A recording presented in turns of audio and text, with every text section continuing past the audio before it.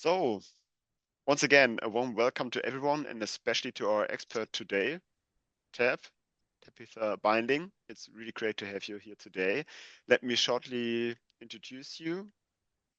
You work for the Passive House Trust UK as an education associate and, interestingly, co-action development manager. I'm very curious. I guess you will explain a little bit what you do there in on detail. You are a certified Passive House consultant since 2015. Your background is in forestry, timber, manufacturing, construction products, and building. And you also gathered knowledge in post-occupancy evaluation. You did a deep retrofit of your own home, actually, as far as I know a solid brick terraced house from the 19th century in Wales. Very interesting.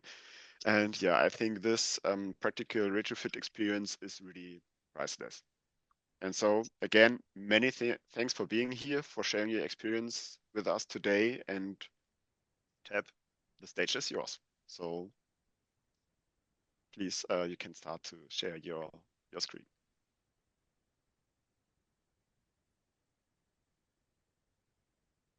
Thank you, Tilman. Right. What would be really interesting, as I am based in Wales, is to hear where the audience is from, what their profession is, what they're looking to get out of the session. Pop your questions in the chat, and I know you're very kindly going to, ask me them at the end. And I need to give a shout out to Simon Corby at the Alliance for Sustainable Building Products, who obviously suggested I come and speak today. Now, is everything going to work? This is always the, yeah. Looks so very good. Yeah. Brilliant. I say I'm an interested amateur.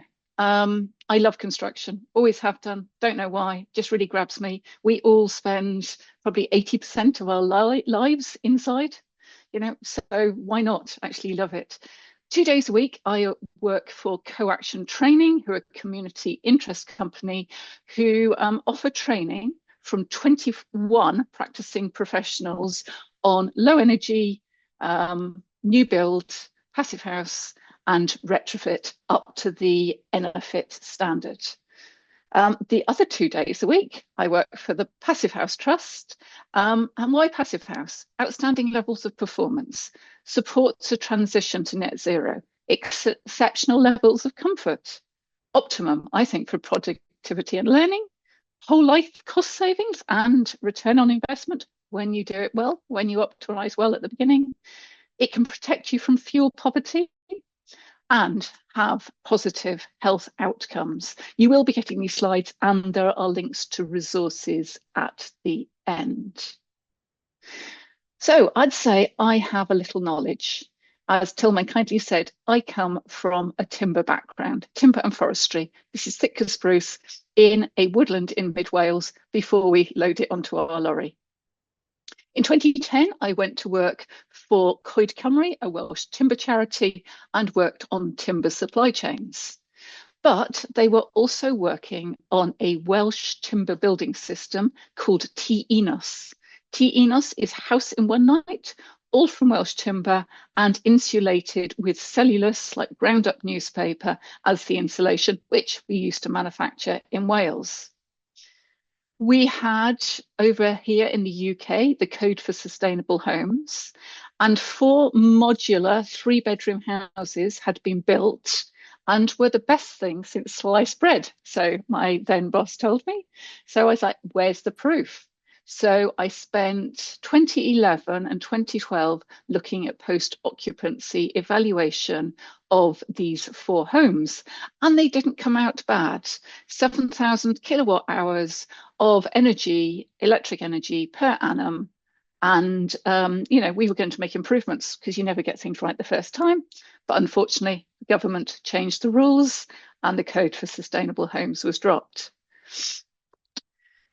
In 2015, we got funding to take down the this little building here, which was the very first T Enos, take it completely apart and re-erect it on the Welsh showground. So we, circular, not regenerative, but reuse of materials, completely took it apart and shortened every section and put it back up again. Whilst we were doing that, we built a 70 square metre, 1.5 story building, not to passive house standards, but to air tightness standards of 2.5 air changes. And I wanted to understand how we could do that better. I worked with Bath University to monitor the building. And you can see here, there's a dark purple patch. That gable end panel had not been insulated. So again, how do you, and that is where I went, I want to understand more about Passive House, and did my Passive House training consultant course back in 2015 with what was the precursor to Coaction, who I now work for. So my own home, which I bought in 2015, is not Passive House, and it's not an AECB retrofit standard. 10 years ago, we were still fairly much in the dark about how to retrofit. So I buy this old terraced house, which I'll show you a photograph, and it's suddenly like, what do I do with it? And looking at the Sustainable Traditional Building Alliance website, scared the life out of me. Everything you do has a consequence. What is interstitial condensation? Can I over-insulate, under-insulate, internal wall, external wall? I mean, it was a complete nightmare. Coming from the timber industry, I already understood more about, internal relative humidity. We want a sweet spot between 40% and 60%. I also knew about moisture content in timber and how it moves, where it will sit if I'm going to heat my house to 20 degrees, what moisture content it should be when I bring it in, and where's the decay threshold. We don't want timber sitting above 20% moisture content, otherwise we know it will decay.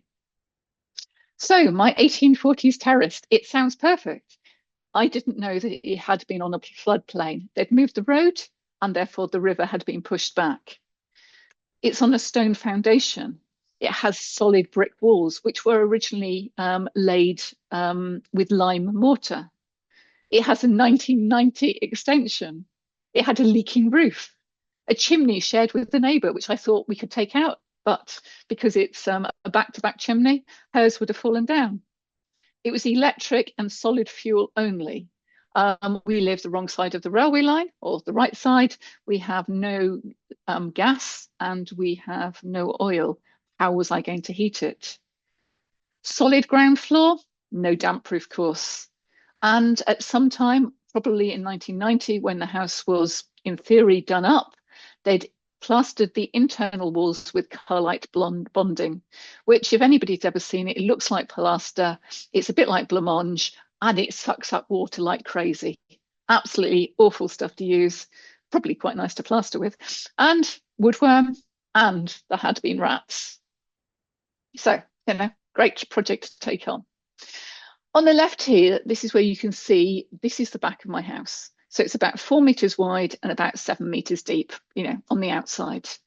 There's old doors, the cat flap was open. You can see everything just looking a bit tired and sad. And on the right, actually, is a picture of after it was done, but there you can see it's a terrace. It's number 2 of 6. The front on the right faces almost due north, and the back faces almost due south. And it was in a far worse condition than I realised. But I started asking everybody and their uncle, what should I do? What should I think about? What should I use? I had lots of rubbish information and a little bit of good information. And this is what it currently looks like now. So mine's like the pale orange. I wanted it to look like, a sunrise or a sunset. You can see I've replaced all the windows and doors. I've swapped the door over at the back just so I could have a better kitchen and a better layout. And on the right, as yet, nothing's changed. I haven't got round to doing the porch, but you can see from the snow on the roof that actually my house is insulated quite well. So this is looking at the terrace from the eastern end, and you can just see on the left, the stone foundations, the layer or two of bricks above that, and then the blacky, bluey, brick that is just almost like a design feature. On the right, you can see where I've dug the soil back and still unsure about what to do with that. So that looks exactly the same as that. I wanted to move the earth away from the wall to try and dry it out. You can see from the moss that it obviously was wet, and there is no damp proof course. So what do you do about that? I mentioned that I used to be on a floodplain, and 2 or 3 years ago, we had not only a terrific downpour, but the dam that holds the water back, upstream of the River Severn, they forgot to let the water out. So suddenly we had more water than we've had in the last 35 years charging down our valley.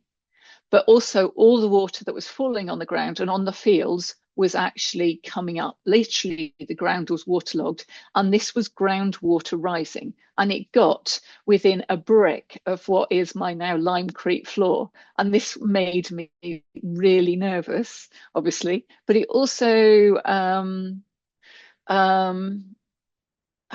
made me, I put it this way, I think I chose the right solution for this because I think it will happen again. So what do?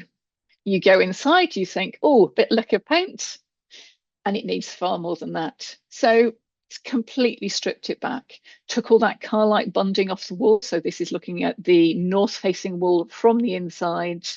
You can see where there's holes just below the door. So that's the 2 layers of brick. And below that, you can see the stone footings. It's like, what am I going to do with this? How am I going to insulate it and keep it dry? What can I use for a damp proof course? So asked lots and lots and lots of people, and eventually came to T Mauer Lime, who had a sub-lime floor. So I can show you afterwards. I've got some Glapour here.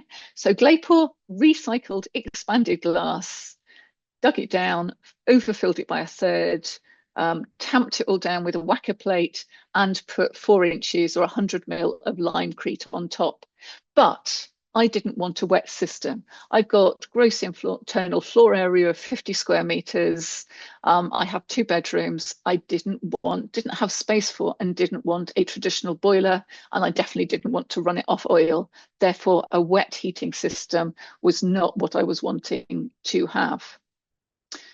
So I decided to go with electric mat underfloor heating, laid it out in 2 separate mats, Glapour, 100 mil of limecrete, 40 mil of expanded cork, and then the electric mats directly on top.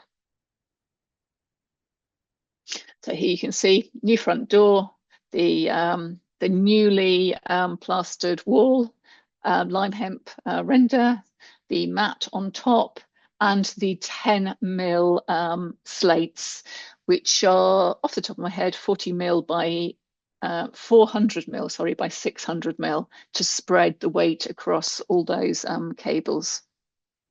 And there's the finished floor. They were just slightly chiseled into the internal wall insulation, and then I've just gone round and refilled that. What was I going to do with the walls? Again, knowing that it could flood in years to come. My instinct was to go wood fibre, but wood fibre has a good capillary draw. So again, looking back to T Mauer Lime, I decided to go on the cork, expanded cork, pure cork insulation. And here is the corner of the front wall. So this is the north-facing side. On the right, it's to my neighbours. That's 1 brick between me and my neighbour. So there's 80 mil thickness of cork there. Parged the walls with lime. Attached these big cork boards, which come at 500 mil high and 1,000 mil long. drilled into the wall with plastic, like little plastic plugs. So again, you're relieving the thermal bridging.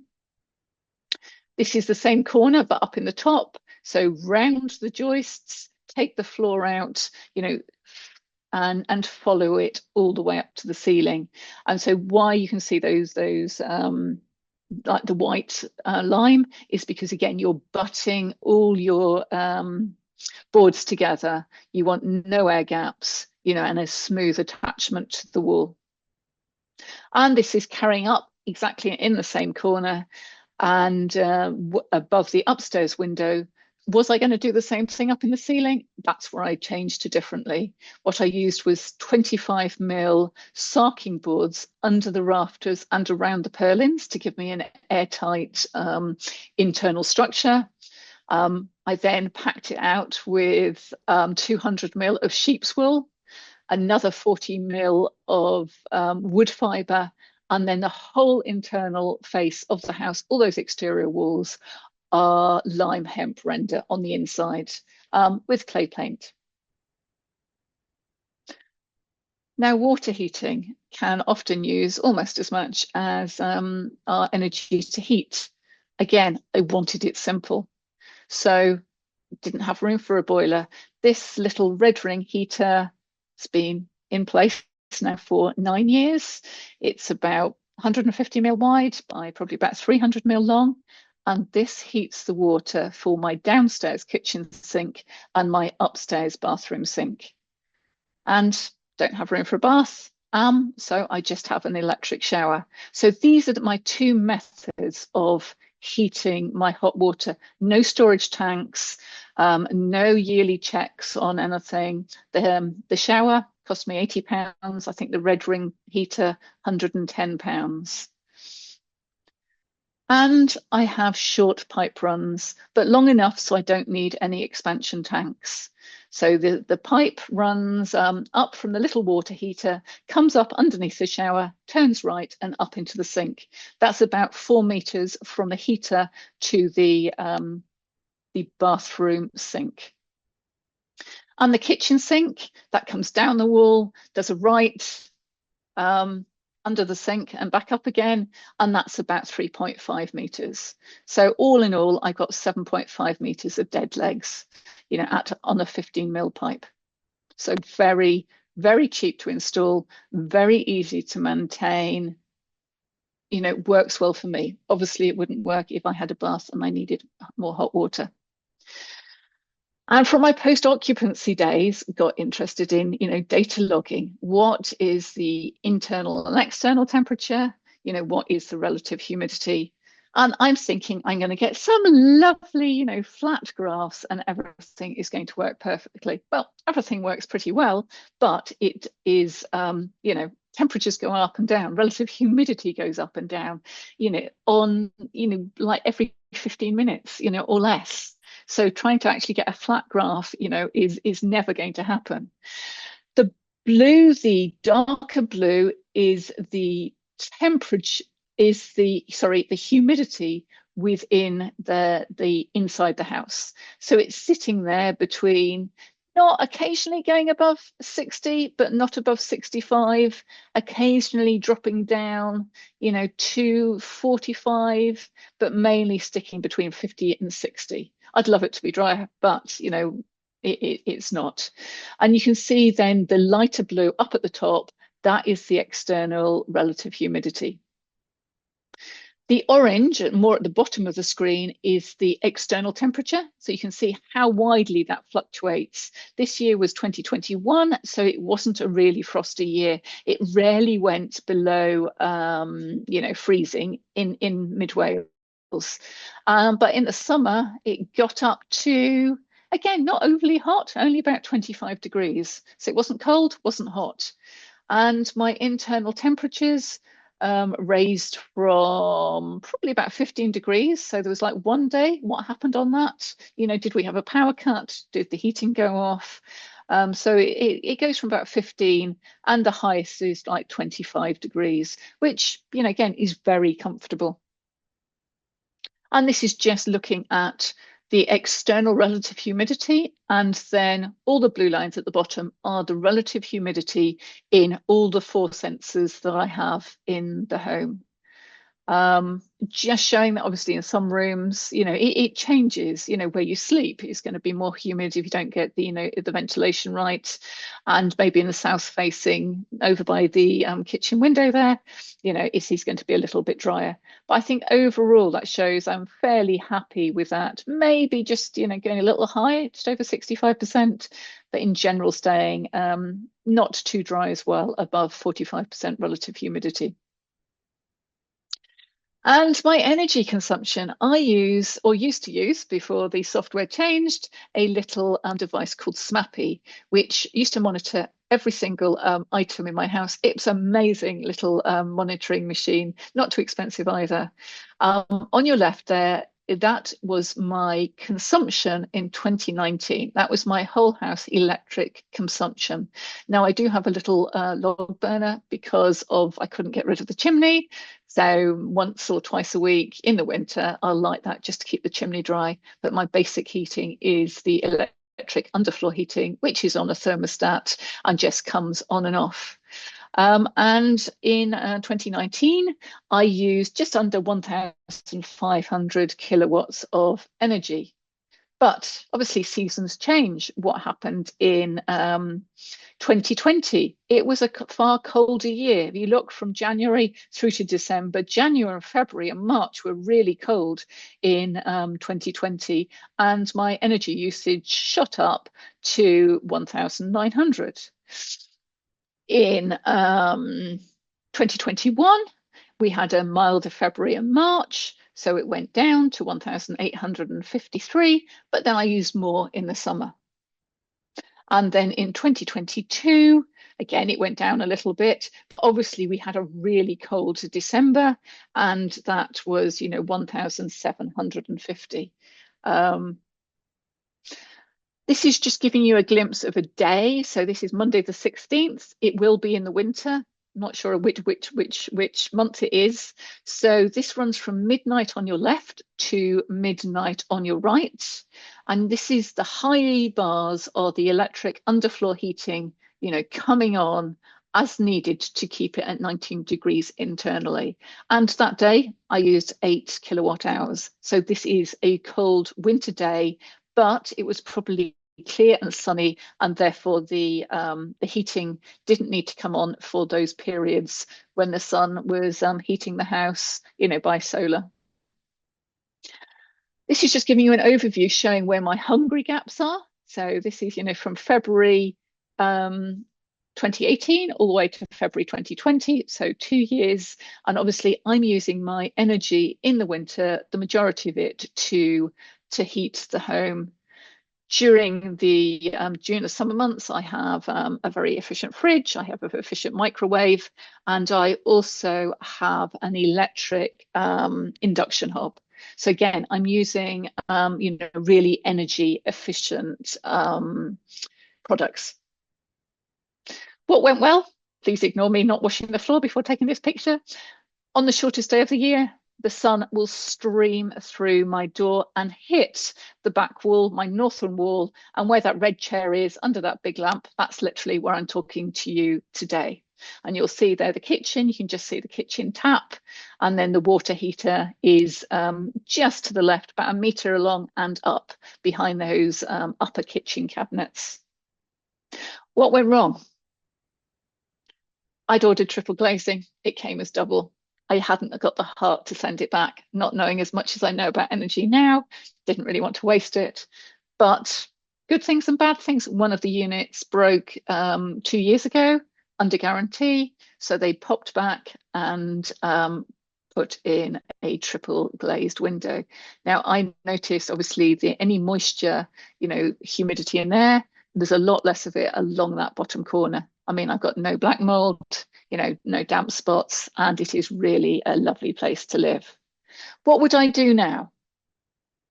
I'd definitely model it in PHPP. So this is the Passive House planning package spreadsheet. I'd want to look at installing MVHR or a pull push version for continuous ventilation. As I'm a single person in a 50 square meter home. I crack my windows open at the bottom downstairs. I have open plans, so there's drafts going straight upstairs, and I installed a roof light above the stairs. I've also got cross ventilation, so again, I can just purge the whole house. But I have seen how MVHR works, which, I wish I'd put it in. I'd install better windows and they would be timber. I did try at the time, couldn't get anybody to install them. So my windows aren't bad, top hung, minimal frames are PVC, and I think they're the weakest part in my house. I'd not installed downlights in my, terrible, terrible things. I'd look at air-to-air mini split heating system. So, I use electric underfloor heating. There wasn't mini splits or air source heat pumps back in 2015. If and when my underfloor heating finally packs in, I think I will go the mini split system. I'd add some or more internal wall insulation to the party walls. As your neighbours change, you suddenly realise actually it is important. My neighbours at number 3 moved out, so literally I have an empty home next to me, which obviously does make an impact. I only added 40 mil of insulation to the internal walls, and I think I would have gone to 60 or even 80. My south-facing wall, the slightly orange colour, it is cavity. It is new build, it is concrete render, it's concrete block, 50 mil cavity, and then a 100 mil thermalite block. Insulated on the inside with 40 mil of cork, but do I fill the cavity? I'm still unsure, it is Wales, we do have driving rain, but that is south-facing. So far, I've left it. But even with my neighbours moving out at number 3, my electric consumption of the whole of last year was 2,280 kilowatt hours, which gives me an energy use intensity of 45.6 kilowatt hours per metre squared per annum, remembering that I keep it at 19 degrees C.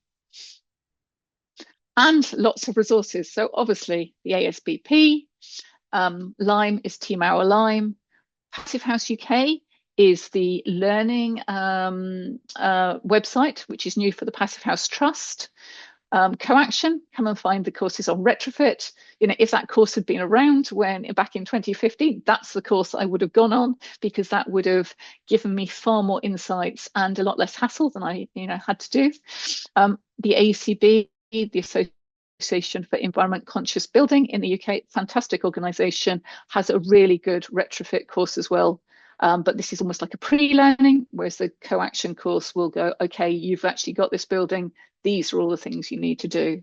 The UK Centre for Moisture in Buildings, architects can have thematic groups, one of them being around retrofit.